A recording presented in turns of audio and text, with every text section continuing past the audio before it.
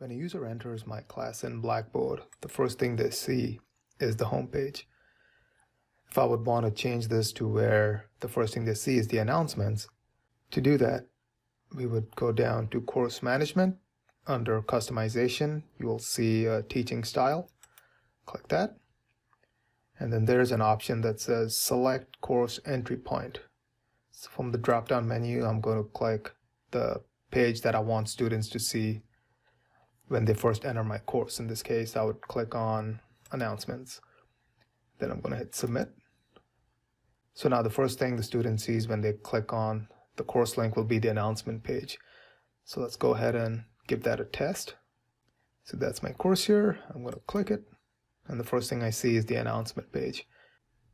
And that is how you change the entry point of a Blackboard course.